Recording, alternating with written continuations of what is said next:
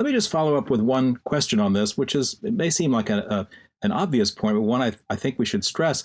It seems to me like in the 1920s and the 1960s and today, what we're seeing here is a fundamental pairing of racial anxieties with the idea of limiting democracy, constructing a democracy that is limited to people of power and people of a certain racial background. Is that a common thread that's uniting these debates across the century? I think it is. Although obviously there are different contexts. World wars, 1920s, we're just coming off of World War I. In the 1960s, we're in the midst of a Cold War. We're very concerned about our international reputation. I think the same could be said in terms of racial anxieties, immigration, globalization in the early 21st century. We don't seem to be as concerned about our international reputation right now. I think it's true that certain crises, economic, political, international, do allow xenophobia to thrive.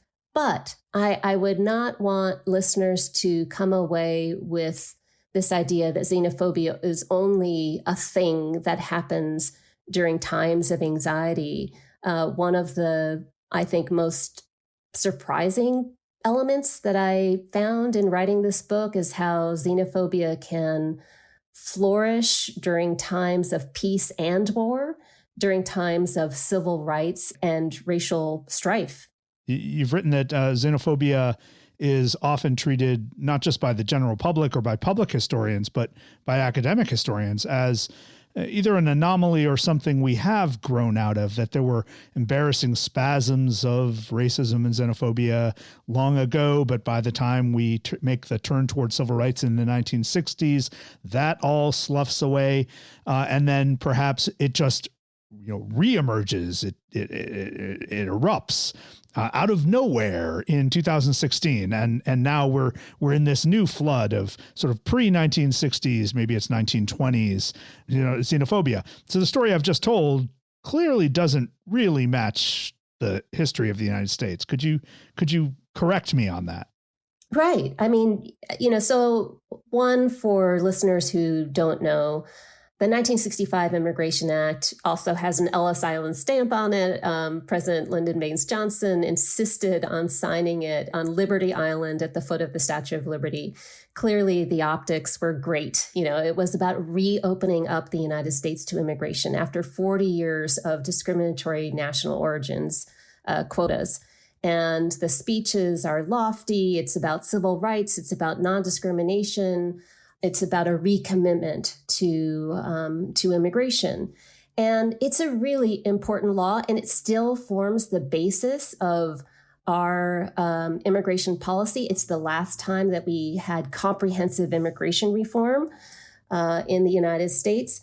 And it does abolish discrimination in the government's handing out of visas. So historians, many of whom had been part of the turn in immigration history to focus on the new groups who were coming in after 1965, those from Latin America, Africa, and Asia, rightly held up this law as a turn towards, obviously, a new America, a better America.